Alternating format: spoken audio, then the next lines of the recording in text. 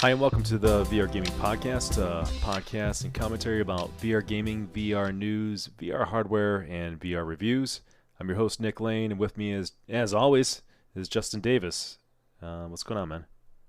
Hey, Nick, I just got out of some games, and I'm back in my index to record the podcast. That's awesome. I always look at, so Justin's been helping out a lot, and it's good to have a co-host, and you threw in a lot of show notes, and I appreciate that. And also, we always talk about our monthly recap of what we played, and you crush me on that.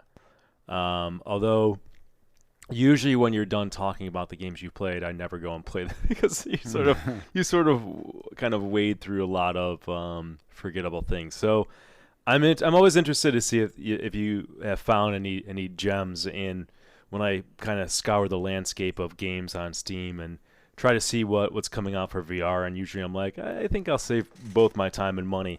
But why don't you go ahead and let us know what did you play, and then we can talk about what might have been good in that batch.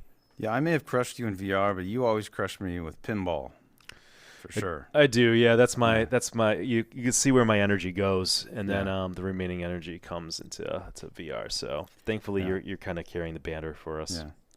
Yeah, all right, so I played Overload. I finished that game, and I'm going to talk about that game later. Then I Expect You to Die 2. I beat that game. That took like 6 hours. That was good, but just like the old one, the original one, basically. A Rogue Escape. That's like an escape room game, kind of, and you're in some sort of submarine type vehicle. That I was really confused. I didn't know what I was doing, so I don't really recommend that. Myst, I'm going to talk about that. 3D Send VR is this emulator. You can get it on Steam and itch.io. It's an emulator that will take NES games and make them 3D and in VR. So you could play Contra and walk around the game and see it in 3D. It's crazy. So I played that, and I did 2 videos that I haven't even uploaded yet of that. But previously I did Contra and Super Mario Brothers with that like years ago. But it's been updated, and they've added more games that are supported. So Risk of Rain 2 has a VR mod, so I tried that, and like the mod seemed to work fine, but this game, like I don't get why so many people like it. Like as soon as you spawn, enemies are just all over you, and it's just nonstop. And you kill a bunch of enemies, and then more spawn, and you're just like killing enemies constantly. And I didn't know. I think it's just a game. It's just supposed to be like that, where you're just like struggling to survive, and you'll just get killed constantly. And I don't know. I just didn't like it. So then Wands. This was part of a bundle I got. It's like maybe a humble bundle or something. This game Wands. I don't recommend that. But Paper Beast came in that bundle, and Paper Beast, I was surprised, but I like that. Like it's really unique visually, and it's not like an action-packed game at all. You use your controller mostly to just drag stuff around, but you have free loco. It's really weird, but if you like, like maybe Out of This World, like maybe that game, or just weird stuff, maybe you'd be into that. The Walking Dead Saints and Sinners, that had an update called Aftershocks, where they added more campaign levels, and I played that a little bit. It was like more of the same, basically. Rec Room added like this kart racing thing. What do they call it? Rec Rally. I did a video of that and uploaded it to my channel, Mame Fan, on YouTube, and that was okay. It was only like one map, but I mean it's worth trying. It's free, obviously. Half-Life Alyx, I tried some maps that I wanted to try. Gunman contracts. So like most levels that I've seen that people have made for Half-Life Alyx like have the combine soldiers, or the same enemies that are in Half-Life Alyx, but this one has like enemies you never saw in the game, like regular dudes that are trying to kill you, and it's like sort of like some kind of mafia feel to it or something. And it feels very different than Alex. So I thought that was cool. And then I tried Return to Rapture, which is a level somebody made that's like a remake kind of BioShock. And that was really cool. I didn't get to finish that. Then today I was playing these Steam Next Fest demos. So in a previous episode I talked about some Steam Next Fest demos, and they're doing it again. I think it ends on October 7th.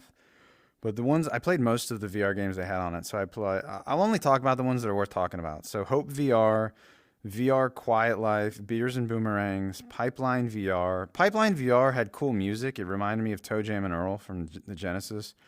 I like the look of it, but the controls need work. Skiing VR, Frigid VR, Fruit Ninja VR 2. That seemed just like basically the same as the previous one.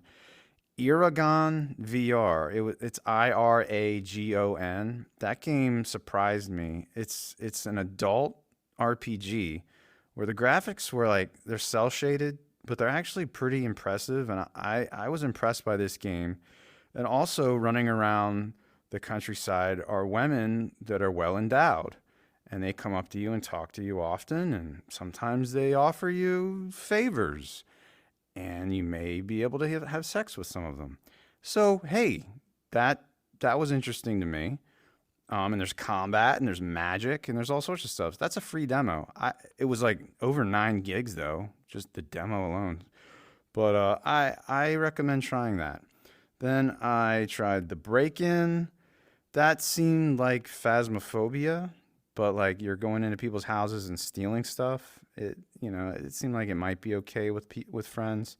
Then Outlier, which was like a kind of a wave shooter-ish game where you go through a level, but I was having issues with the controls. But that there might be some promise with Outlier, and that's it for the month. That's it. That's all. That's actually less than I usually play. It's I feel like it's not by a lot. Like Yeah. you seem pretty fully loaded. So of everything you talked about, if you had to pick a couple for people to focus on, what games should they play? Get the Iragon VR demo if you're slightly perverted. Overload, yes. I Expect You to Die 2. Myst, 3D Sen VR if you like NES games. Okay. Paper Beast, maybe. I got it in a bundle, so it was a major sale. The Walking Dead Saints of Sinners, of course. Half-Life Alyx, of course. Rec Room is free, of course. Try that. So that's all. Okay. Yeah. All right. Yeah. So and then later on in the show, you're going to be reviewing Myst and Overload, and then Yep. Overload is the it's coming back to me now. The Overload. That's the Descent Yep. game. Okay. Mm-hmm. Cool. So I always try to be really focused. I never play a lot of things or a lot of games. It just kind of applies to any kind of gaming I've ever done. So I've just played 3 games. I played Layers of Fear, which I think I was playing last time, but I'm going to review it this time.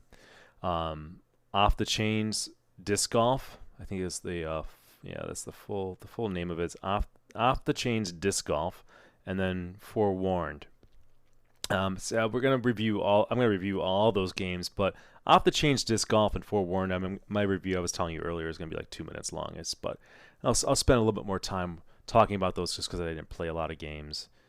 And yeah, so let's move on to the news. I see here that Lone Echo 2 is finally coming out. Oh my God, it's coming out on 7 days from now, on October 12th. That's the big news. Yeah. Are you excited for that game? Yeah, I'm gonna be playing it hopefully that day, Okay. and it's gonna come out, for Oculus. So if you use your Index, you're gonna need to use Revive, or use your Rift S or your Quest 2 or Quest 1 or whatever.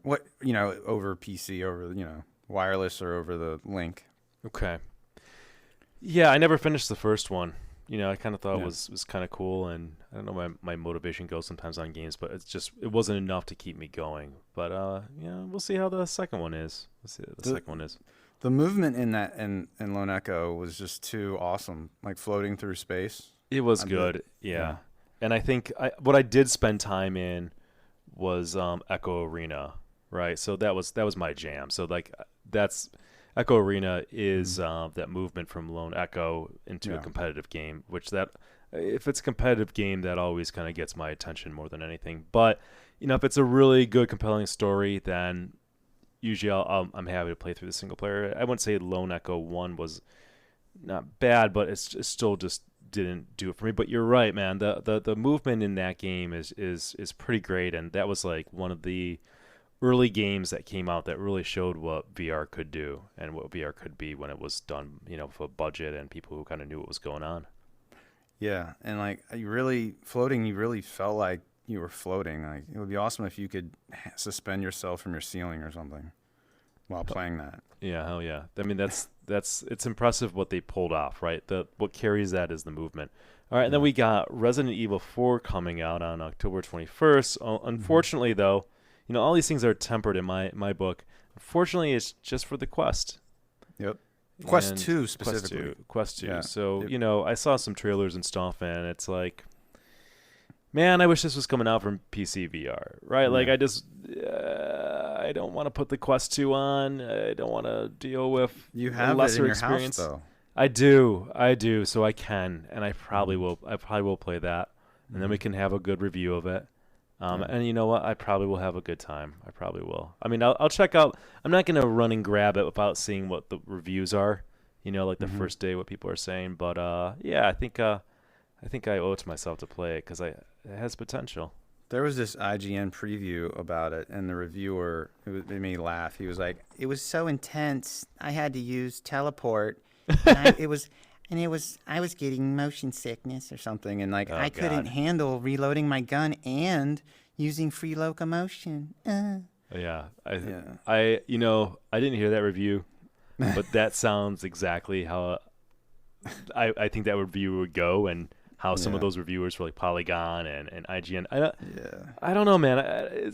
Maybe I'm old, but reviewers were not babies when we were growing up in the '90s Yeah. and the 2000s. On these sites, and now it's just ridiculous. Do you ever see that review making fun of like the H3 HBR3 or whatever, the hot gun? What is it? Hand grenades. Hand Horseshoes, grenades, and yeah. hot dogs or whatever. Yeah, like a Polygon review. It was just like whining about guns and thinking about guns, and like they juxtapose it with this other guy's like, yeah, you could shoot all the guns and how fun it is, right? Like, Hmm. just the idea of losing out on fun. But yeah, there you go. IGN just kind of putting somebody who's not a VR person and saying, go review this game. Yeah. Great. Can you hire one guy that knows VR? Dude, this is not 2016 and you're a gaming place. Yeah. Like one person. Yeah. It's like, crazy. hey, Jimmy, you hate VR. Why don't you review this game? Yeah. All right, so that's coming out. I assume you're gonna get it, right? Or do you not have a Well, Quest 2 anymore? I don't have a Quest 2. I bought one and I sold Yeah. it. So I gotta do But it then. I might get one just for this. Oh boy. Yeah, I might. Well, you know what you Yes. do? You buy it from Amazon, then send it back in 30 days. Or- I mean, Yeah, you I could. guess I I'm not. could do I that. didn't say that, did I? I've Whatever. done that before. So Well, I didn't think of that. how do we not have like an emulator for that, or whatever you want to call it, like how we have Yeah, something to run Revive Quest or- games on a PC. Yeah. Yeah, it would have to be an Android emulator because that's what is running on the Yeah. Quest. Why don't we have that yet? Because I don't know. we could play Oculus games, right? So we've got the thing for that. What is it? I'm It's struggling. a different. called, If it's a called different Revive, CPU. right? Yeah, Revive. Yeah. But Yeah. that's using the same type of CPU, so maybe that's the Yeah. issue. Android, they use an ARM CPU, whereas we're using like an x86 type of CPU. I'm guessing. I don't know. I'm guessing. Even if somebody figures it out, Facebook will go after him at this point with this. Yeah. All right. Well, there it is. I guess I got that to look forward to. I got to throw on a Quest 2 in my face, but I can power through it. Yeah. All right. You still have the original head strap that came with it? Not a good better one? Yeah. Oh, that sucks. Yeah, it does. They got the jock strap headset Yeah. or the head strap. So, Hmm. but Martha or my girlfriend didn't want another one. She's just kind of like whatever. So that's why we have that, and that's hers to use when we play games together. So that's why Okay. I'm not gonna buy a better head strap for it. At least I say that now, unless I really like the game and I'm starting to really suffer. That's probably why she doesn't want to play it. It's my fault that she doesn't want to get into VR because she'll play VR games if I find a game to play together, and Mhm. I've not been especially in the summertime I play less, so we'll get back Yeah. into it. All right, Space Pirate Trainer DX Arena mode. Yeah, so This came out this month. They changed the title to Space Pirate Trainer DX, and they added an arena mode where you can do 10 by 10 meter local or online play against a friend.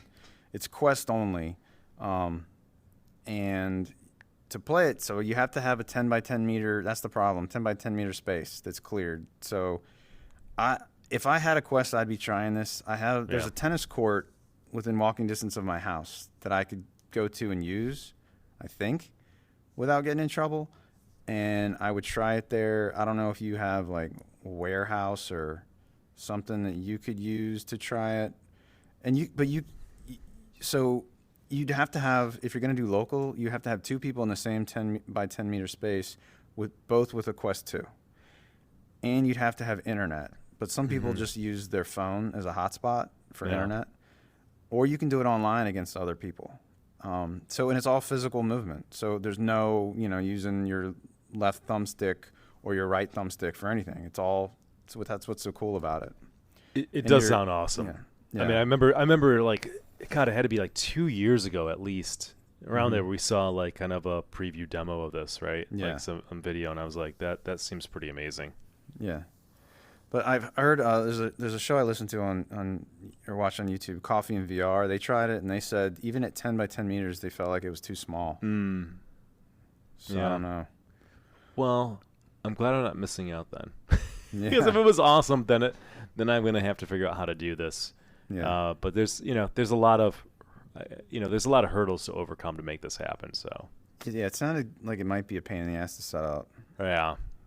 Okay, well, that's sometimes that's a blessing because I'll just ignore it.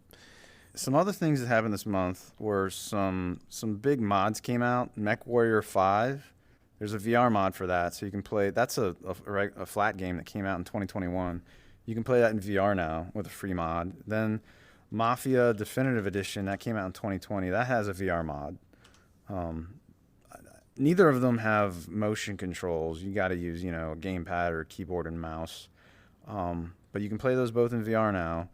And they're also Resident Evil 2 and 3 remake. Those come out they came out in 2019 and 2020. So they're getting VR mods. I've already seen videos of it. They already have motion controls working in those. Oh, wow. So that'll come out. I mean, probably won't be too long that those will come out, and I'll definitely play those. I love Resident Evil. So there's always cool mods coming out for flat games. Yeah, I tend to ignore them because I just figure that there's some jank factor, but maybe I need to, like, I guess the Resident Evil games, even though I haven't played a lot of the Resident Evil games, they probably intrigue me the most. Yeah. Like horror game in VR where you get to shoot back and you've got a, AAA game and suddenly you're able to step into VR. That sounds great. So when's that going to be released? The mod for that? Oh, there's no date yet on the Resident Evil games. All right. Okay. But it can't be too long because, they already have the motion controls working, and I actually don't know like how hard it is to do this stuff. So, yeah. There's usually, I kind of be pessimistic because I feel like there's usually jank that goes along with it, right? Like it just usually, and it just leaves you wanting more. But hey, like I said, I've always had a lot of fun with Doom 3 BFG and Edition, and I had to stop playing it because it was just not working well with the index. But like Subnautica and Outer Wilds are two games that like I played in VR, and those are two of my favorite games of all time. Yeah, with mods. All right. But Subnautica had it built in originally, I think. That's what I was gonna say. Like the developers did that, which you're gonna get. It's something better. It's Subnautica Below Zero that has the mod that I still really need to try. That has a VR mod that, from what I hear, is great. Okay. Yeah. All right. So where are we now? I'm sorry. I skipped over that line, so I messed this up. So now we're on October 28th, there's going to be a Facebook Connect. And recently, Facebook had a deal where you could buy a Quest and then get another one half off. And that's definitely made it seem like, all right, they're trying to get rid of Quest 2s because something new is coming. Yeah. And so lately, there's been a lot of rumors and speculation coming out. There's all these people that analyze firmware updates, and they get they get their hands on leaks, and then there are even Facebook employees that leak information. So this is all speculation, but it sounds like there's going to be, I think on October 28th at Facebook Connect, they're going to announce a Quest 2 Plus, and they might talk about a Quest Pro, but I think that's not going to be released until next year. Now, the Quest 2 Plus is sounding like it's going to have this dual cell LCD, which is going to allow it to have like pixel level backlight control. It's going to be like closer to the blacks of like an OLED. And the Pro, they're thinking maybe is going to have a micro OLED panel, which could make it much lighter and make the headset smaller. And micro OLEDs can go much brighter, and they can have better contrast, all sorts of things. Yeah, so blacks then, look way better in OLEDs for sure. definitely. Yeah, so then it's going to have a 4K, 120 frames per second RGB camera for color pass-through and mixed reality. So they're probably going to be trying to do some AR stuff with this, because the current camera for pass-through is black and white and looks terrible on the Quest 2.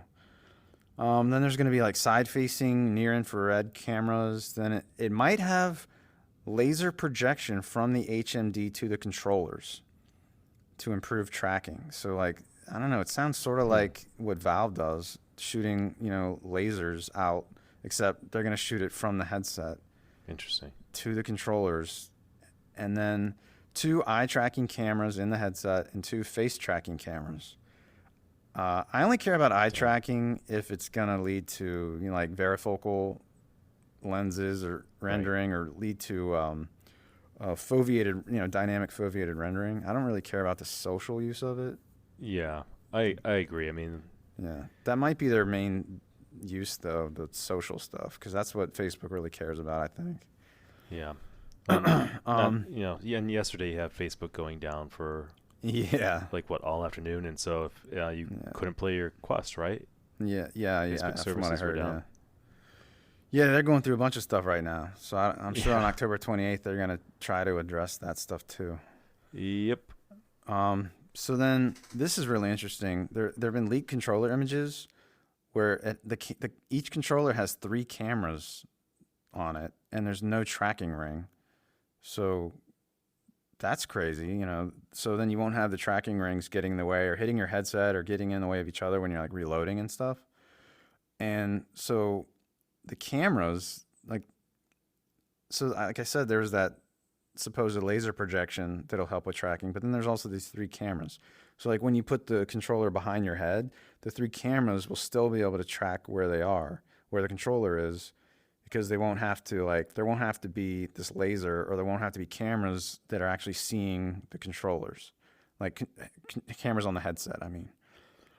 So that should improve controller tracking. And it says there's going to be precise finger position sensing, lens depth adjustment, and but some of this stuff, I don't know which is the Quest 2 Plus or which is the Quest Pro.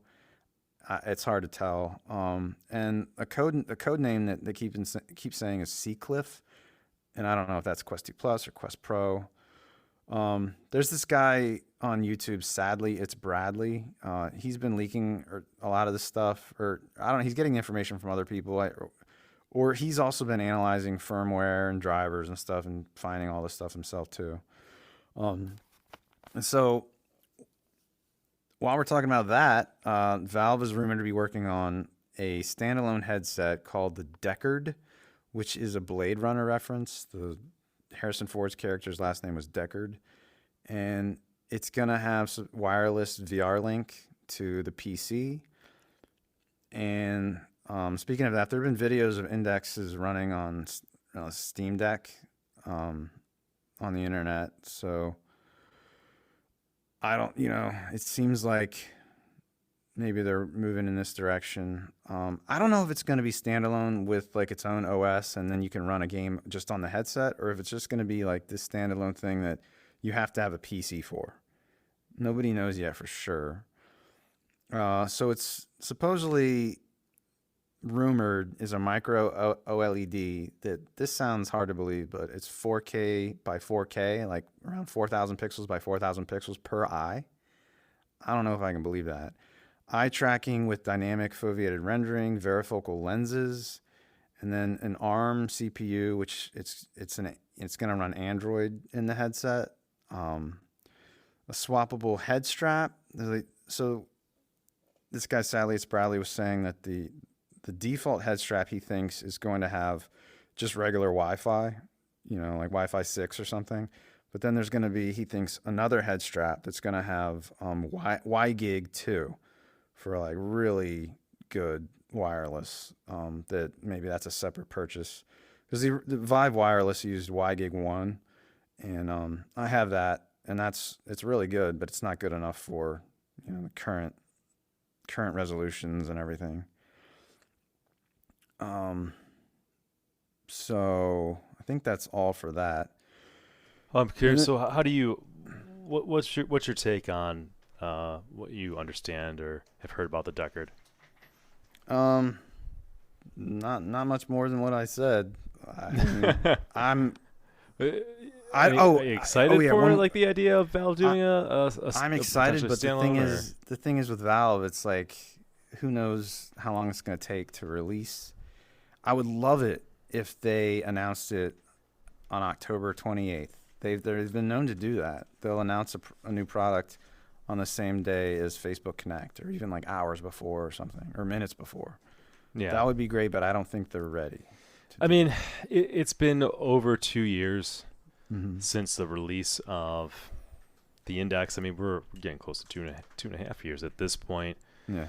I'm happy to hear that Valve is still in the game, right? Like still doing VR hardware. I love the Index, and I think that they really understand VR, and as a gamer, I'm on their side, right? Like I don't try to Mm-hmm. be a fanboy of a certain system, but I'm kind of like anti Facebook to an extent. I'm obviously on Facebook, but just the direction that Facebook goes in with potential ads and getting weird about everything. So, Mm-hmm. God, I'm hoping Valve crushes it. I would love to see them release something out of Spider to kind of take the wind out of their Facebook sales and the Quest 2. So Yeah. I don't know.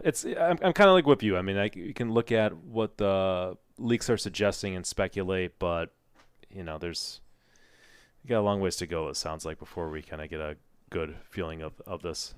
And about these new quests, if they put all the weight in the front again, I don't care about them. Like, it has to be comfortable.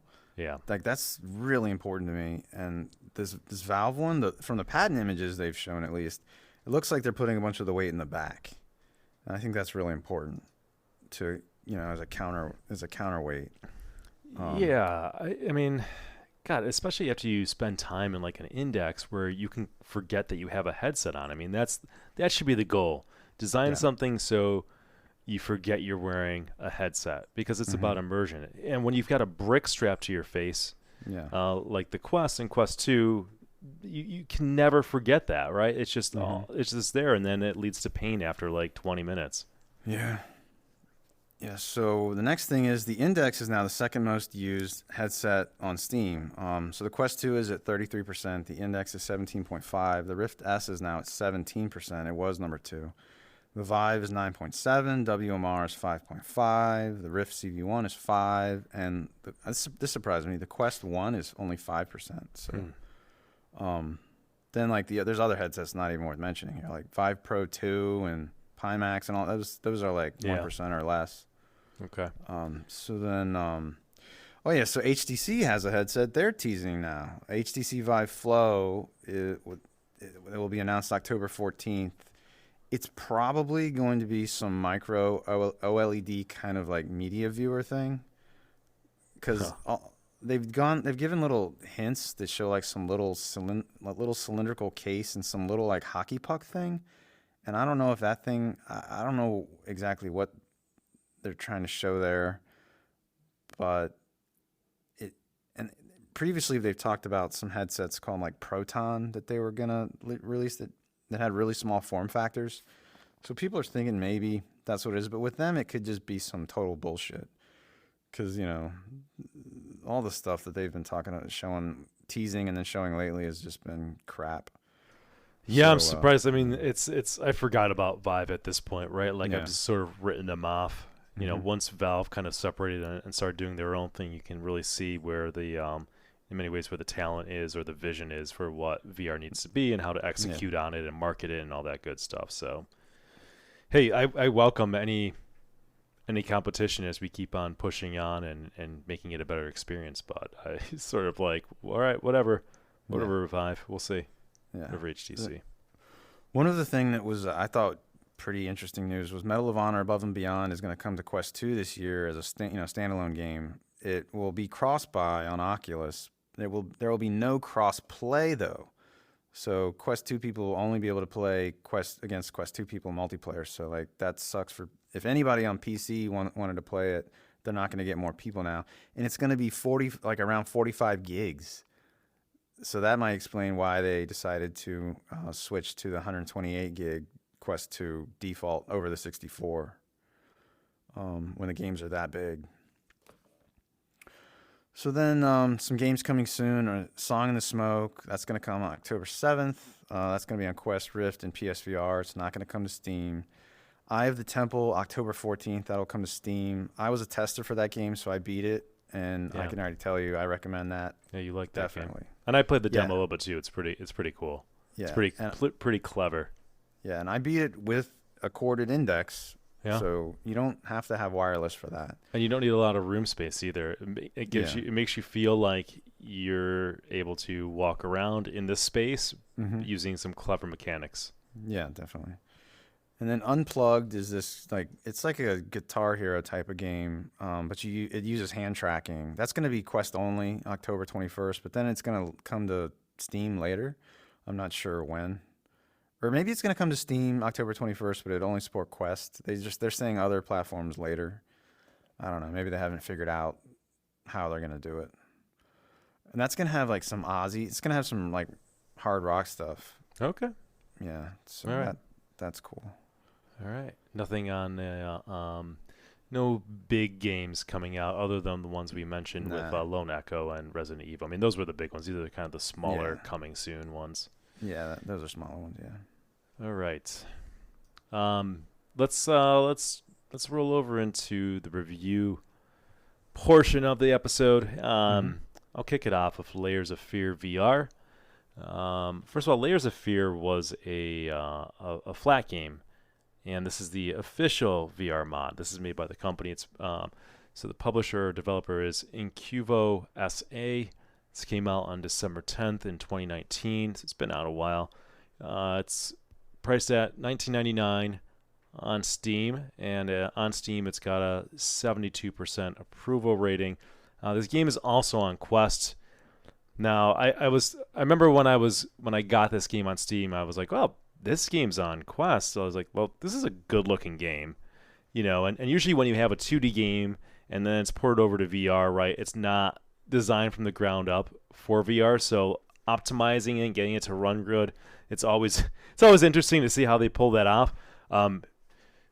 It's a good looking game. I don't know how the heck they can get it on Quest, and it doesn't sound like it's as well, it runs as well or is as smooth or as great. But anyways, this is kind of like I've seen this being used to describe games before, almost like a walking simulator. All right, you're not shooting guns or anything like that. I don't think you can run in the game. You're just walking around. You're in this kind of old mansion. I can't really tell what year it is. If I'm supposed to be like, I think the story that you're following along takes place in like the 1800s. I don't know if I'm in the 1800s or I'm in this thing in the modern times.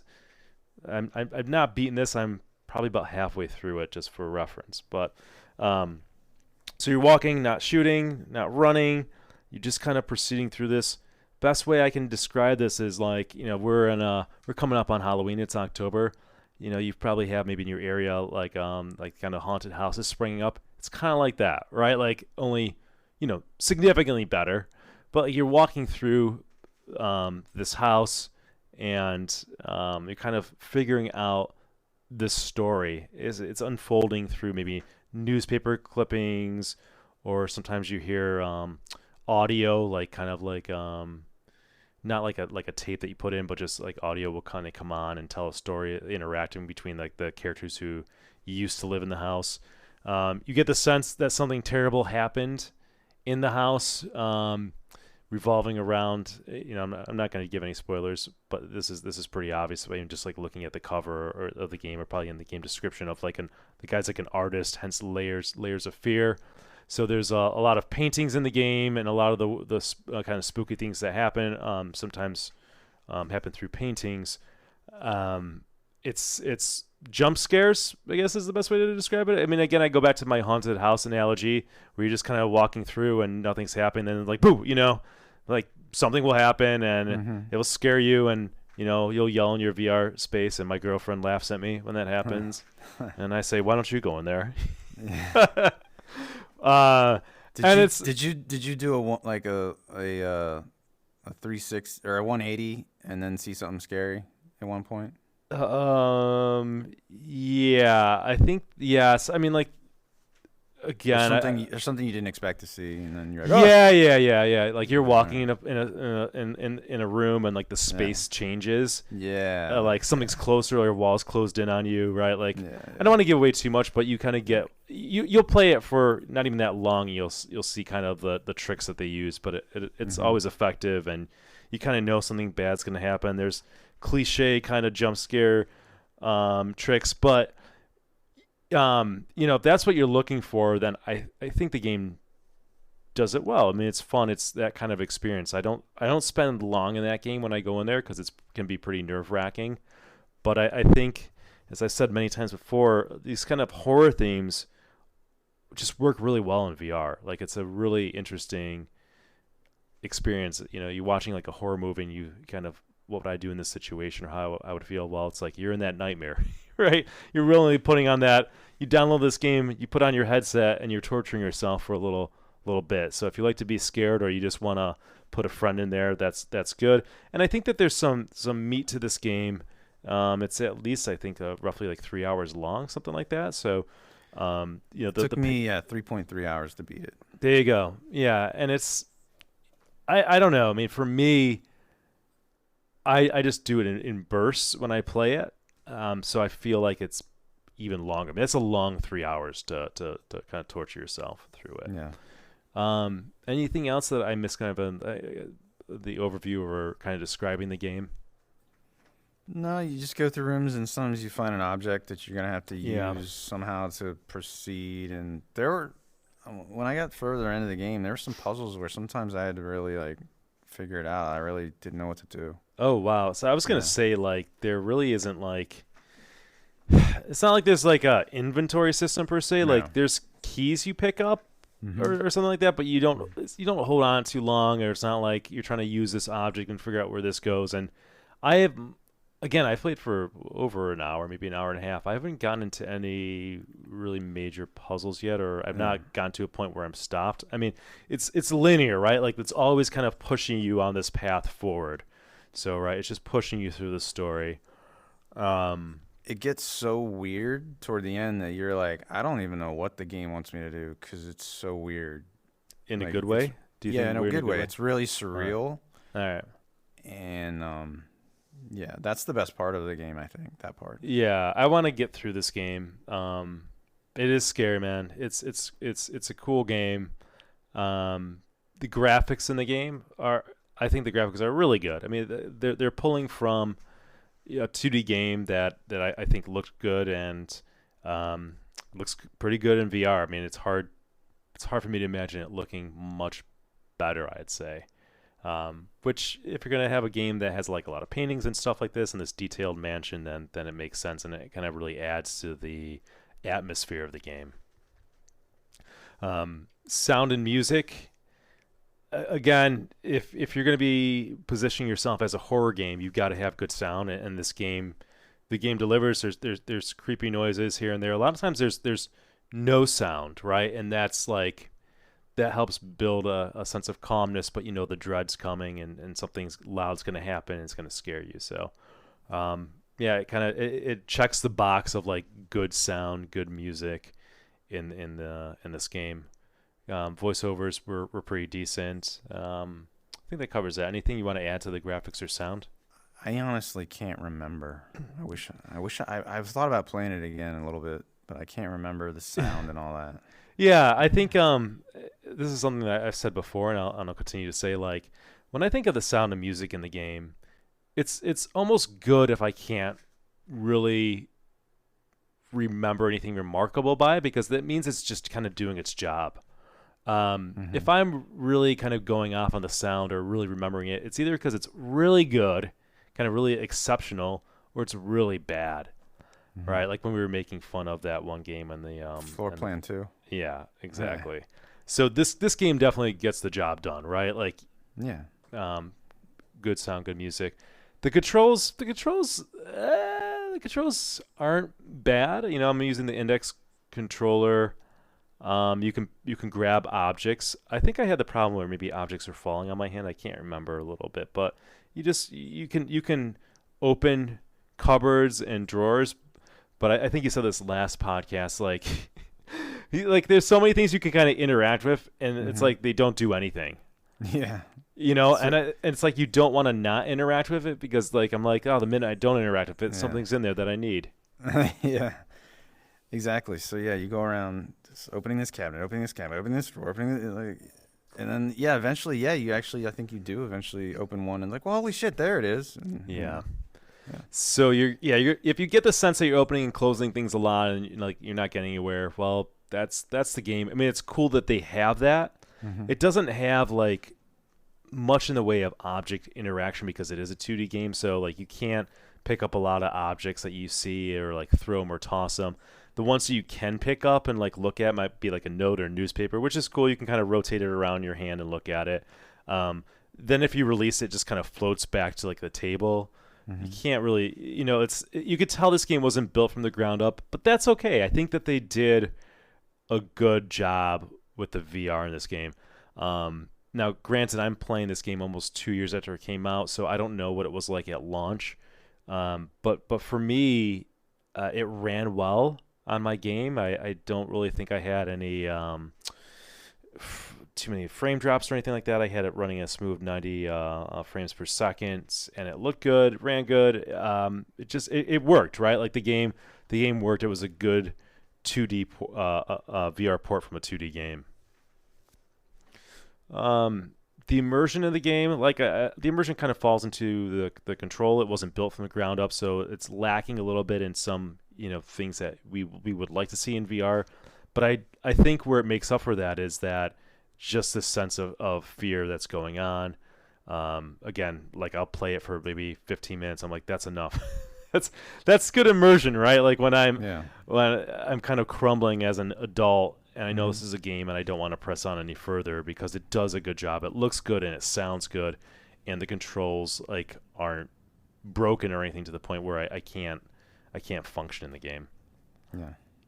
Lastability, I mean, a game like this, you play once and you're done, right? It really has no lastability unless you want to throw some friends in there and torture them. But I don't think this is a good, like, let me throw somebody in this at a party, because it really, it's a drawn out game. It takes time to kind of get going and stuff, which is just not a bad thing. It's just not a, I think once you play it, you're going to be done with it. All right. Justin, you got anything else to add before kind of slap a rating on it? I can't remember. All right. Like that surreal stuff that I was talking about? Yeah. That really stuck out to me. That's the main thing Okay. I remember. I don't want to give that away. But I liked it. Okay. Yeah, I would say I would give this game an 8 out of 10. I think it's appropriately priced at $20. I think that even though it's like 3.5 hours, 3 hours, it's an intense 3 hours. Like, right, like sometimes you spend 3 hours in a game and it flies by in a pinch. This won't. You're gonna feel every second of the game, and I think it's done well. I'm glad that I want to see more 2D games made over to a VR component too, and I think they did a good job. So easy recommendation by me. Especially this time of year around Halloween, you want to do something scary.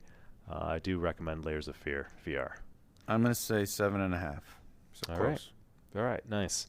All right. Well, the next game is all you. That's Myst. Yeah. The only relation I have to Myst is I played it in 1995 a little bit. And I did not like it then. So take it away. That's what I figured. Yeah, I didn't. I must not have liked it much either because when I was playing this in VR, I was like, I don't remember any of this stuff. So Myst came out. So Kion Worlds Inc. Came out with this Myst VR. It's also you can also play it flat. August 26th, 2021 for $29.99. It has a 90% on Steam, but it first came out on Quest as a Quest exclusive, which pissed me off. So Myst originally came out. I didn't know that it was a Mac exclusive in '93, and then the PC game came out in '94. So I got it as a kid in '90. I'm guessing '94, and I played it, but I think I didn't know what the hell to do, and I think I just gave up and played Doom instead. Let me just go blow shit up instead. Dude, that's exactly my story. That's I think Yeah, any kid who was our age and had a yeah, PC, yeah, you know, and that what was cool at the time in like 94, 95 is like a CD-ROM drive, right? Like this was a yeah, game that was on a CD and it had like photorealistic graphics, right? Like had yeah. really good stuff like that, right? Yeah, I wonder, did it take a really long time for the scenes to load? I wonder if that was part of it. It would almost play like a full motion view. It was you click on it Hmm. and then it would play this and you're just like, all right, yeah. To me it was gimmicky, right? Like it Yeah. was trying to showcase technology at the time at the sacrifice of maybe the puzzles were fine, but it was just not a fun game. Like I said, I went and played Doom instead. Yeah.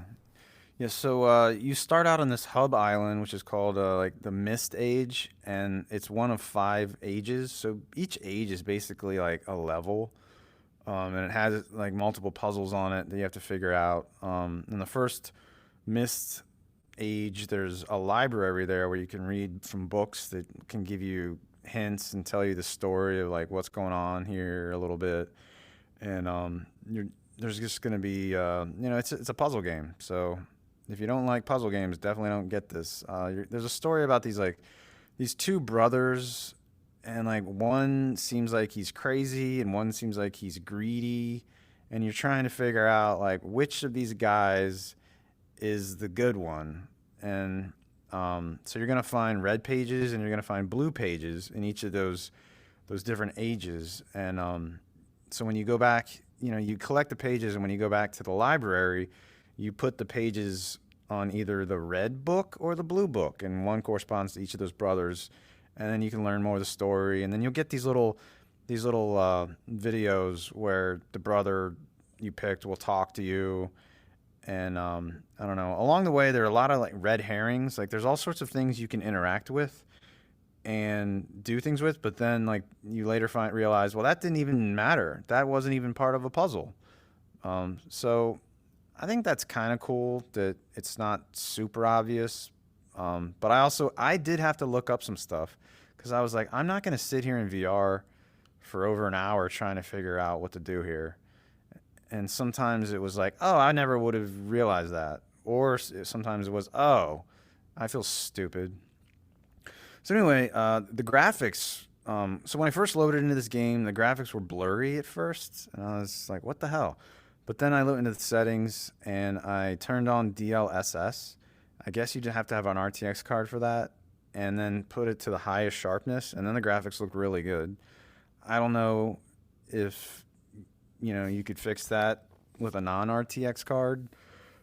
Probably, because I didn't see people complaining about blurriness.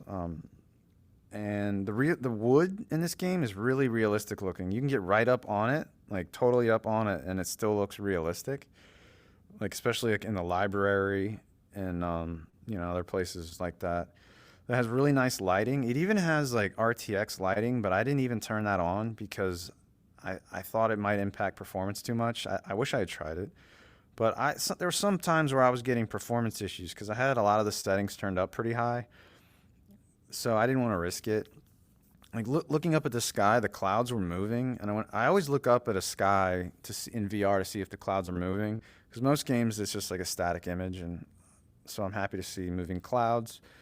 That those videos I was talking about of those brothers, they have these 3D like characters that are 3D pre-rendered characters. In the original game, they had full motion video of those brothers, and a lot of people complained in the reviews in Steam, and they added the option to put the full motion video back in. So now you can see the brothers the way they originally were, and there's also some video of like their father, and you can see it affects that too. So the sound and music is really good. It's atmospheric and eerie, and then there are puzzles where you have to use music to solve the puzzle. You have to listen to the sounds. There's a few that are like that where the sound is really important. And the controls, you have free loco, and I like that you could sprint. It's a puzzle game where you can sprint, because like there's some places where you need to, like, you're going to be running back and forth between like some pretty far distances, and that sprint helped a lot. And it was pretty fast.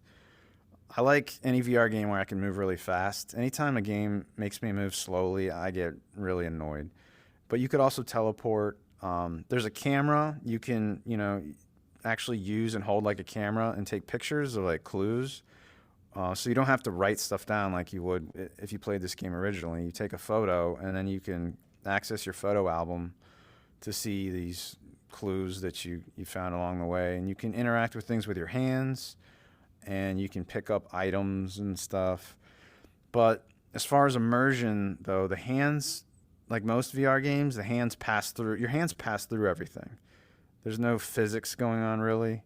Another thing that annoys me a lot, but most games do this, like if you reach for an object and grip it, the object like snaps into this predefined position. You know what I'm talking about? How most games are like that? So you reach for an object and grip it. Like, do you actually touch the object, or? Yeah, like your hand is on the object, and you do grip, and then the object spins itself into a completely different position into your hand once you're actually holding it. Like once you hold grip. I can't think of another game that does it offhand, but yeah, that's annoying. It just seems like you're so close, dude. Why don't you just make it what it's supposed to be? Yeah, I don't know how a developer, it's hard to think of, like maybe Half-Life Alyx, maybe Boneworks, maybe those types of games, they allow you to pick up the object in the same orientation that it is when you're first grabbing it. Like those games probably allow that. But like most games, they have this predetermined, you're only allowed to hold this object this one way. So like they snap into that one way. And can you rotate it around and look at it? You can rotate it around with your controller, yeah. I wonder if that's like Layers of Fear does that. I'm sure Layers of Fear does that too. Yeah, exactly. Yeah. Okay, there like you go. I know a game. Yeah, I think most games do that. But it really stood out in this game to me, because sometimes they would snap into like really weird angles in my hands. Then that was the object jumping thing, and then the photo menu. So it would be cool if you could have pulled out a photo album to look at your photos, but you have to go into a menu. Like you have to go in like to a menu to then see your photos, and then exit the menu. So that kind of hurt immersion. This took me 6 hours to beat. But like I said, I did have to look up some things because I wasn't patient enough. Like in a puzzle game in VR, like I'll give it, I don't know, 30 minutes, and then I'll be like, all right, I'm not gonna rack my brain on this one puzzle for longer than that usually. Yeah, well, hearing you talk about that and say that, that's kind of the exact reason that I don't do puzzle games. But also, when you were talking earlier and you're like, wait, am I having trouble with this puzzle because it's poorly designed and like sort of illogical, right? Like how on earth would I figure that out? Yeah. And you don't know that. It's like when I'm facing a puzzle in a game, it's like, okay, is it me who I can't figure out? Because I'll persist at it, like I will do that. But after a while, I'm like, or is this just so badly designed that if I looked it up and I read it, I'd be like, that's how you're supposed to do it? And that's when I sort of like, oh God, I just wasted so much time agonizing over something when it's really sort of not my fault. Like it was just a poorly designed puzzle. Yeah, I wish the game could give you some little hint without giving it away, so I don't have to go look it up. But yeah, there were some where, like I was like, oh, I never would have realized I could do that thing. And then once you realize that, you're like, well, how many more of these puzzles are going to be that way? So then you just end up like being like, well, I might as well just go look up this one too, because it's uninstall. Probably uninstall, hit uninstall, yeah. Yeah. So as far as last ability, there's an option to randomize the puzzles. That's cool. So if you already have the game memorized, or if you beat it once, you can hit randomize, and then all the solutions change. Like, it'll be the same type of puzzles, but like, the numbers and the way to do them all changes. I got 17 out of 26 achievements, so there's more stuff there you could do. Um, I liked it. I liked it all until there's a part in the game that's a maze, and that part pissed me off. I had to look up how to get out. Like, you would be stuck in this maze for a long time, really annoyed. You would have already uninstalled the game, Nick. Uninstall for sure. Oh, 100%. I got that Yeah. sense when I was a kid and I tried to play it. I remember watching my dad play it, and he never played through the game. I mean, he just sort of Yeah. was like, all right. I feel like I'm watching him do work. Yeah. It's a good game, and I enjoyed it. Um, there were mild performance issues. I'm using an RTX 3080, but I did have the settings up pretty high. It would just be like occasionally there would be like frame hitches. So I don't know. I'm gonna give this a. I'm gonna give it. Okay, as far as puzzle games go, I'm gonna give this an 8. I'm probably surprised by that, but the graphics are really nice, and like it felt really nice in there, and I was mostly not annoyed. I was mostly pleased. So All right, that's solid. I mean, it's sitting at 90% on Steam, right? yeah, People like it. People, they're still making Myst. Kind of blows my mind, but yeah, all right. Well, I'm not even gonna touch that game. So yeah, there you have it. Thanks for reviewing it for us. Someone has to. yeah. All right. So I'll jump in. This is a game that I played. I'll be quick with it. This is Off the Chains Disc Golf. I got into disc golf like I don't know, back in late August. My brother introduced it to me, and I've just been like jumping headfirst into it. I absolutely love it. Love playing disc golf. Have you ever played, Justin? I've never tried it.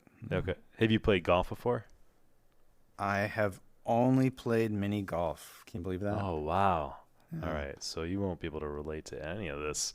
Um, well, for golfers out there, and you haven't never played disc golf, there's a lot of similarities with golf. I mean, even just kind of like throwing the disc, it's a lot, and like kind of turning your body, your hips, using your leg strength, things like that. Like the terminology in disc golf is the same as golf, so it's an easy thing for me to get into because I grew up playing golf, but it's different enough that I actually like it better than golf because golf is super expensive and disc golf is once you buy the disc, most courses are free. So I saw that there was actually a number of disc golf games in VR. Believe it or not, who knew? I didn't. And Off the Chains was one of them. And the reason I picked up this one was because I guess it had a multiplayer component, and to me that seemed like if I'm going to play disc golf in VR, it'd be way more fun to play with some friends, right, and compete against them. Um, that's what attracted me to it. So the publisher, developers called Dream Nerdy, came out in November 12th of 2020. It's at 52% on Steam, and it's also on Quest. I think Quest Beta or whatever that branch is, or however you access it. But I think one of the ways I got drawn attention to this game was it kept on appearing in like my Facebook, like in sponsored posts, and it was targeted as like a quest game. So that's how I learned about it. So this is it's a disc golf game that's got I think at least 7 courses on it. So it's got some good the content's there. It's early access right now. I think they just updated it like yesterday, of course, before we did this review, and then they said that they just totally revamped the physics design in it. So you've got to really take this review as a grain of salt, which is why I'm kind of just blowing through it. I wanted to like this game because I'm super into disc golf right now. So I like VR, I like disc golf. Let's see how this is. I'm just starting off as a player, so it's hard for me to really talk about the feel in this game compared to really playing disc golf and how things should behave and work because I'm still learning the game and still learning to throw. Things like putting just felt like the weight was off on it. I don't know if the physics update fixed that or not, but I didn't. I had more trouble playing this game in VR than I do when I'm on the disc golf course and I'm just beginning. So it was kind of like a fight. And I kept on playing because I kept on wanting to like it because I wanted this disc golf game, but I was just kind of struggling. I was trying to throw it like I would normally throw it, and I feel like I can't do it in the game like that. So then I'm going to have to kind of learn how the game wants me to throw it. But then I'm like, well, why am I playing this game? This is disc golf, or I'm playing something else that's just totally not aligned with those mechanics. So again, this is based on a version of the game a few weeks ago. This game it seems to be getting regular updates. I think they've updated twice in September. I refunded it because it was I don't have the price on here, but it's $19.99. I ended up refunding it. I see that it's on sale now for like $14.99. I might get it again because I really want this to be almost a game that it's not. But I see that it's being developed, so maybe it will get better. The biggest maybe letdown for me in this game is that the graphics just aren't good. They didn't look that terrible in the screenshots, but I think one really big missed opportunity here is that one nice thing about disc golf is that you're often playing on courses that look aesthetically pleasing. I mean, you're out in nature a lot of times. Sometimes you're out in the woods. So the graphics should have been just so much better. I mean, I can really see an opportunity for a really cool disc golf game and just being able to put on a VR headset and being transported outside into nature. That's one of the things that I like about disc golf. It gets me outside, kind of like going through a hike, but also playing a game. And the graphics in the game just do absolutely nothing for me. They just look pretty bad. And that's Yeah, I think I agree. I looked at it on Steam. That looked pretty bad to me. I feel like the graphics could be 5 times better. Like with easy. So I kind of lost all reasons to kind of the sounds weren't great. You'd hear like a chirp here and there. Even just throwing the disc into the chains is not the satisfying sound that I would expect. It kind of sounds like it, but not. It's just so weird. It's just like I want to like this game. I almost want it to be something that it's not. I see it's getting updated, but when I play it enough, I'm just kind of disappointed. I feel like I'm just kind of playing like a really meh game, and I guess the 52% on Steam reflects that. So, immersion, like I said, I mean, you throw it around like I'm using index. They don't really have like a map for the index, so the way I throw the disc on there, I have to actually pull the trigger and then release the trigger instead of just like closing my hand on the disc and opening my hand. So that's another place where it kind of falls apart. I bet it wouldn't work well with the index grip. Yeah, because I guess it's got to be really sensitive, right? Yeah, I don't know. I'd be interested in seeing him trying to pull it off, right? You're absolutely right, because I feel like there's a lot of room for error trying to get the index grip, and maybe the foolproof way is gripping the trigger button and releasing. Mm-hmm. That's probably the reality of the situation, but still, between the really lackluster graphics, not being able to use the index fully in the way you should, even if they gave finger tracking, that'd be an improvement.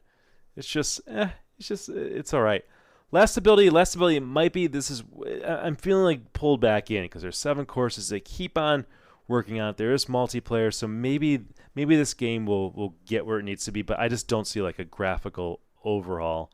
So I don't know. I'm going to give this game even before I saw the Steam rating at 52%, I had it solidly booked as a 5 out of 10. It's I don't know. I'm a little disappointed. I can't believe that there's like 2 or 3 other disc golf games out there, and none of them just seem to be really that great. In disc golf, is the goal just to hit the chains, or do you get it in the chains? You get it in the basket. I mean, if you hit those chains with the disc, like those chains kind of slow it down and grab it, kind of, and it goes in the basket. Yeah, you want to get it in there. Okay. Usually like a hole could be anywhere from 200 feet to, on like the pro courses, they might play up to 700, 1,000 feet. Like a course I go to around here, like average hole is like 250 feet to maybe 350. So, you try to you might be a par three. You try to throw it into the basket from 300 feet away, and only three throws. There we go. Three Got it. throws. Yeah, and you use different. Each disc has like a different rating on it. So you have a disc that's a putter, like it's Oh, not wow. designed to fly really far. It's a little heavier, right? It's maybe glides a little better. Then you have like distance drivers that are really like hard to throw for a beginner, and you have to really have like a lot of arm speed and kind of body movement to really throw that disc. Hmm. So yeah, I mean that's kind of, I mean they have that in the game, right? Selecting the right disc. Is it gonna fade to the left? Is it gonna start turning to the right? Is it gonna tend to glide more? Do you have to throw the disc really hard to get it to do what it's supposed to do? So that's in there. I mean that's disc golf, and that's kind of what's interesting about it. There's different discs, just like there's different clubs in golf. Are there So Araby shaped discs or just like frisbee shaped? they're all like disc shaped, like frisbee Okay, shaped, but like they're frisbee shaped. yeah, but the discs are smaller than a frisbee, Oh, right? okay. Frisbee seems huge compared to like a disc golf disc. Oh, all right. Yeah, yeah. These are different, and like the way you throw it is different than the probably you would want to throw a frisbee. So I don't know. That's that. All right, overload. Yeah, so Overload. Overload. This, I don't know. I was playing this a lot. I played it for 13 hours. So this came out by Revival Productions LLC. It came out May 31st, 2018. I'm not sure if it had VR when it came out, but I mean, I've had it for a while. It's $29.99, 94% on Steam. So this is a modern Descent, like the game Descent from the 90s. It's a really intense zero gravity, 6 degree of freedom shooter. And like if you like games like Doom or Quake, you're gonna like this game, definitely. So the setting is the year 2118, and you're like the different levels are basically different like moons of Saturn. Nick, guess how many moons of Saturn there are? I'm gonna say a lot. 13. 82. What? Can you believe that? That's insane. So you don't go to all 82, but you go to maybe you go to 15. I don't remember. The story is there are these mining and security robots that are on these different space stations that are on different moons of Saturn, and they malfunction for some reason, and now they're trying to kill you. And eventually, aliens get involved too. So I don't know if I said that. 15 levels.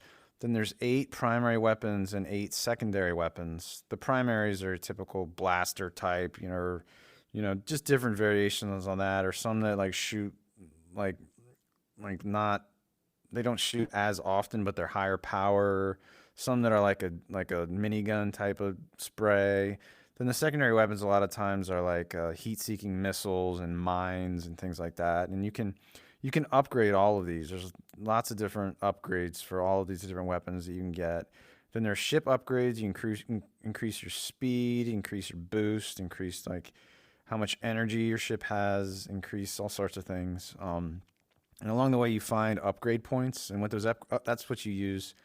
So in each level, there's secrets, and you're gonna find these upgrade points, and then you'll use those to upgrade your weapons and your ship.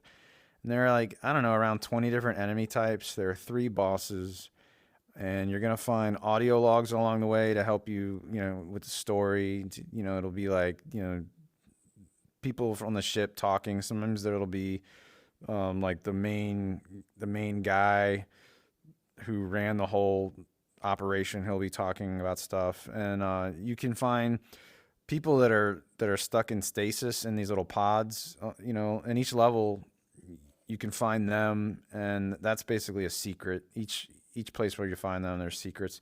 There's secrets all over the place, just like a Doom or Quake game. And when you beat a level, it'll tell you what % of secrets you found. And usually, for me, it was I usually didn't find many of them actually. So the graphics are really good. It's high res and high poly, like, and it has really good lighting. So I mean, I was impressed with all of it. The sound and the music, it has great music. It's like industrial metal and techno, and it reminds me of Terminator. So I mean, I liked every song I heard, I think. And the controls you use every button on your gamepad. So it doesn't use motion controllers. You're going to use a gamepad, or you could use a keyboard and mouse. I'm sure you could use, a flight stick, with a throttle if you have that. But yeah, every single button on the gamepad I had to use because it's sick stuff. You're moving, vertically up and down. You're spinning left and right. You're turning. You're rolling. You don't need to roll in the game because rolling in VR can be nauseating for some people. It's not necessary. So then the immersion, yeah, you're in a cockpit. I don't really remember looking around the cockpit. I don't think the cockpit there was much to see in that, but you have a cockpit you're seeing. There's probably a way if you wanted to make the cockpit go away, or maybe you could probably, I didn't even try, see, like if you want to see from a third person view your ship, maybe you can. I'm not sure. But I stayed in the cockpit the whole time. So I felt immersed. I mean, I sat in a chair, of course, the whole time playing this with my gamepad. And yeah, I felt like I was really there. So yeah, it took me 13 hours. There's all these secrets. There's also multiplayer, which I've never tried. There's DLC. There's all these extra levels. I'm not positive the DLC levels work in VR because I didn't buy them. I only got 8. I beat the game and I only got 8 out of 50 achievements. So there must be a ton of other crap to do. For my rating, it was frustrating, but that's because I didn't realize that you can save at any point. Earlier on in the game, I kept going into levels pretty far and then dying and getting pissed off having to start at the beginning of the level. And then later on, I realized, oh, I got to save. Another thing I could say is like the levels are pretty samey. Like, a lot of Doom and Quake levels, aren't they? You kind of feel like a lot of it looks pretty much the same. You're going to feel that way in this game. There are going to be places where mostly you're going to see, really metallic rooms. And some of the rooms are really big and are going to have a ton of enemies coming at you. I mean, there's enemies that are firing at you. Then there are enemies that rush at you with like spinning blades and stuff. And they're, like kamikaze type enemies. And there are some rooms where there are so many enemies that my computer was having performance issues with a 3080. And so I had settings jacked up. So I don't know, maybe if you had the settings much lower, you'd be okay. But I felt fine with the performance. My rating for this is a 9 out of 10. This is a must buy game. And I wanted to do a review of it because I think a lot of people don't know about it because it's older and I don't hear people talking about Overload. It's awesome. I've never heard about it. So when you say it's a must buy game, like what type of person, like if you like these type of games, you would love this game. Must buy if you like first person shooters and you can handle that fast movement. Okay. And if you feel okay in space, six stop space type of games where you're in a cockpit, if you feel okay with that and doesn't make you feel sick, then get this. All right. This is really intense. That I love intense games like this. So intense in what sense? That like the speed of it and just the combat, like. I actually never even upgraded my ship's speed because I was fine with how fast it was. Because so much of the game you're in a corridor where you're in a room where you can't be going really fast. So I felt like it was fast enough. Intense as in like you come around a corner and then there's a ton of enemies right there firing at you. And because they saw you, they're now chasing you and you're panicked. And you're trying to manage your controls like, oh, I got to run away. But I also, as I'm running away, I need to fire at them to try to kill them. And, oh, shit, where can I hide? Where can I hide? Ah, it's just, it's like that. I find it highly amusing that the two games that you decided to review this month Myst. are both games basically from the 90s. Oh, that's true. If it's like, if this is like basically Descent. I'm a retro gamer. You are, so it makes sense. It's funny. I didn't really like Descent in the 90s either. Like, I don't know. I'm glad you bring that perspective, I didn't get to play it much in the 90s. I didn't play it much, but I never took to it. Yeah. I played a decent amount, but it's not like, other games of that in that era, like, Doom and Quake and whatnot. Yeah. If this is on sale, I say get it. Like it goes on sale, I think, often. I think I Okay. probably got it on sale. Yeah. Yeah. I should probably add that just to. I feel like I've bought so many games that I've just never seen through though. Yeah. I'm getting so like picky about things now. But yeah, I think it's like I mean it's sitting at 94%. It sounds pretty good from what you describe. And you're right. Every I've not heard anybody talk about this game. every level though, as far as samey, every level you start out, you go through, you kill enemies, you find secrets, you find upgrades, you find missiles and ammo, and then like I think every level at the end you come to like a reactor core that you have Yeah. to blow up, and then every level you have to escape. Now there's something called, I forgot to mention, a holo guide. You where this little holographic robot will show you where you need to go. I had to use that a lot because you'll get lost and you won't know where the hell to go. There is a map you can pull up, but so just like in Doom, a map that you could actually move through while you're looking at the map. But I use the holo guide a lot, especially once I blew up the reactor, because the holo guide would tell me where I need to go to get the hell out before it explodes. Because I did die sometimes where I couldn't get out in time, and then the place exploded along with me. So that was just one more thing I want to say. All right.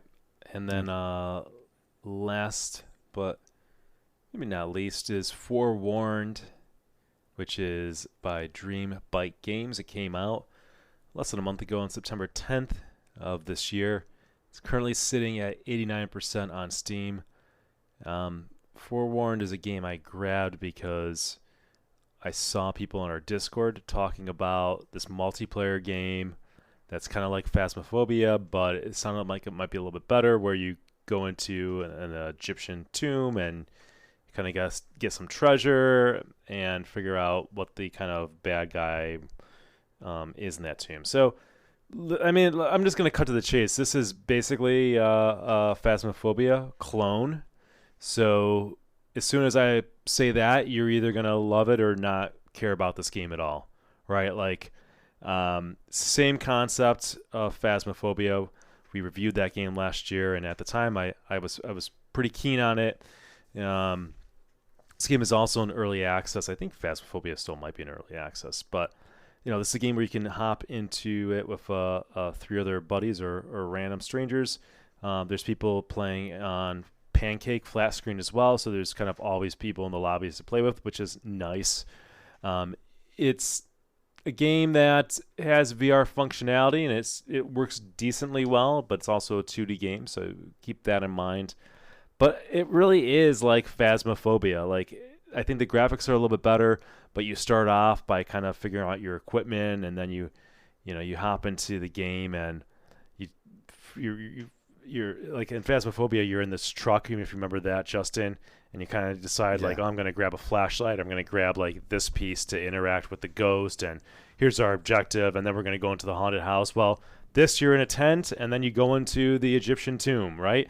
It's almost like if Phasmophobia had like more levels or more things to the game, this would be it. It's what it is. But when You you're know, in the tent, does everyone have to pick a different item? no, you have like your bag that you've brought Mm-hmm. into the game, Okay. and you grab from your bag, right? Okay. So you can unlock more objects and get like more equipment as you play longer and level up. Mm-hmm.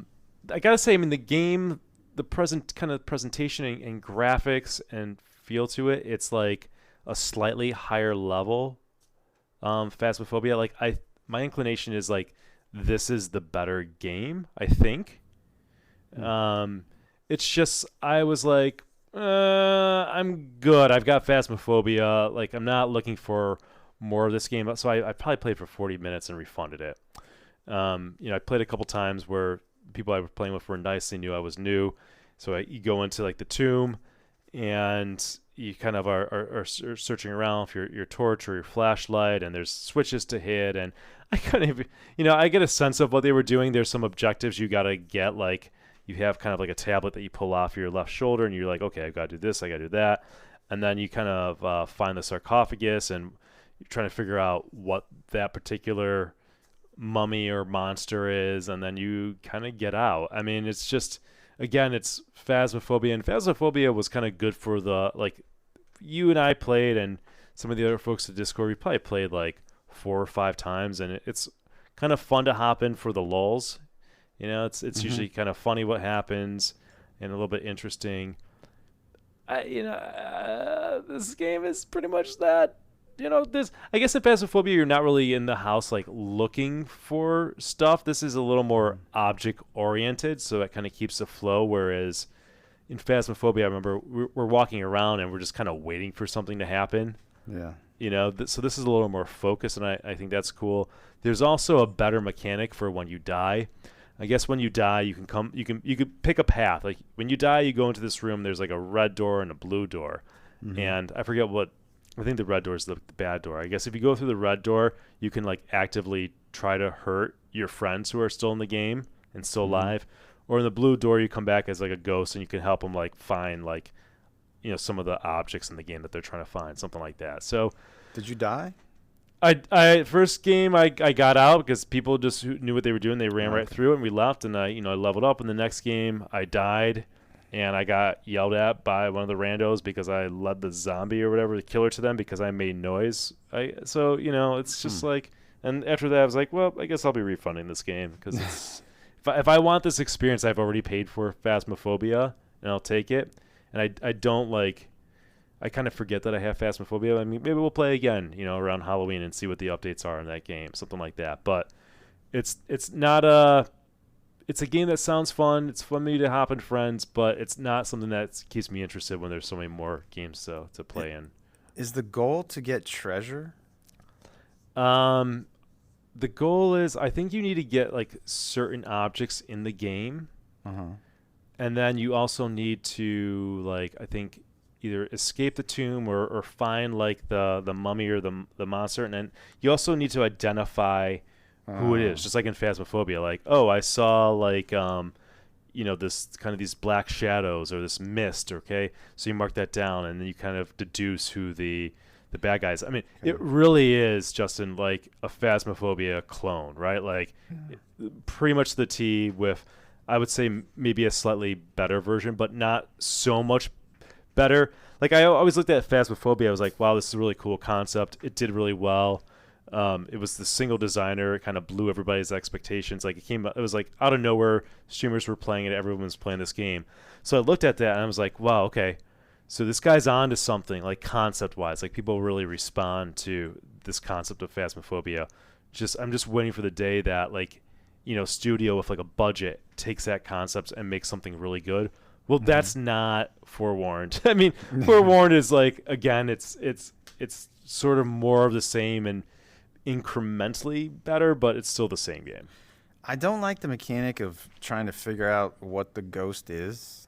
Like, that's one thing I don't like about Phasmophobia. I would rather it be we have to get in this house and we have to get certain items or something. Yeah. You would like this game better. Things. Yeah. Okay. Yeah, you would totally like this game better. You're still trying to figure out like the guy, but like you're not just waiting around for something to happen like on Phasmophobia, or frustrated that like, oh, I tried the spirit board. Nothing, like this. There's also a timer in this game actually too. I think that's the thing. I think the designer must have looked at Phasmophobia and said like, all this stuff is good, but there's too much kind of aimlessness to it at times. I'm going to put a timer. I'm going to put objectives, and it's like you got to get in there in the time and just go. Like you're going in with your team and you're trying to pull something off. That's the major difference, I'd say. So with Phasmophobia, I was always confused with those tools, like how to use them, like the camera and all that stuff. Like I don't know. Yeah, I know, and there's definitely that learning curve, I'd say, in this game too, right? Okay. Like you just got to play it a lot. So people who liked Phasmophobia, and you want more, this is the game for you. People who were never interested in Phasmophobia or kind of like me, could take it or leave it, then you're gonna feel exactly how I feel. The other kind of annoying thing in the game for me was like I kept on accidentally picking up objects from my belt when I didn't mean to. You're having my problem now. But this is the only game that I've really had that problem in. Was it your left hand? Yeah. Okay, well, the issue with me is when I Like when I push on the left stick, I think Yep. it makes me grip. Yep. Yeah. I had that problem, and I can't think of other games where I've had that problem. Maybe I've never had something on my left hip, but I've had Yeah. to have played games like that. It was I think a driving me lot of nuts, games dude. maybe a lot of games intentionally don't put something right there. I don't know. Yeah, it was driving. It was just driving me nuts Yeah. because I'd have like an important. You can only carry so many things. I'd have like a lighter or something, and I'm like, oh Hmm. shit, I dropped it. Like, and I'm in the dark now, or like I'm just like gripping it with my life and like not like making sure I hold on to that object and not putting it in my belt. So it became annoying. There's really nothing I can do in the options. I can pick it so I can like toggle hold, but Hmm. that didn't prevent me from grabbing it by accident. Yeah. So I think there's no way around it. I know you mentioned that before, and you Yeah. know exactly what I'm talking about. Yep. That's the only game where I've had that problem. Okay. So, yeah, it's a pass for me. I'm gonna give it a rating because I played it for 37 minutes, but you can kind of pick up from my review that it's just not for me. But that's not to say it's bad. It's again it really depends on how you feel about Phasmophobia. All right. Okay. Well, this is our like review overload. Speaking of overload, it's Yeah. it's a lot. So there you go. We're making up for lost time. Yeah. All right. Well, very good. Very good. If you guys have any feedback for us, you can reach out via Twitter, which I don't spend a lot of time on Twitter. I think the best bet is to pop over into our Discord. The link to get into our Discord is on the VR Gaming Podcast Twitter page. You can find it there. You can always send us mail at vrgamingpodcast@gmail.com. Love to hear some feedback. If you had I am curious if anybody has played Off the Chains disc golf and is somebody who's played a lot of disc golf. I am curious to hear what you think about the physics, especially the updated ones, and kind of your take on it. It's hard for me to. I didn't spend too much time talking about that because I'm new, so it's hard for me to do so. But I am curious. But other than that, any closing thoughts, Justin? No. I'm waiting for Lone Echo 2 and Resident Evil 4. I might get a Quest 2. I might just wait for this Facebook Connect and see what the hell this Quest 2 Plus or Quest Pro shit is, and I don't Yeah. know. We'll All see. right. All right. We'll see everybody next time. Take care. Yeah.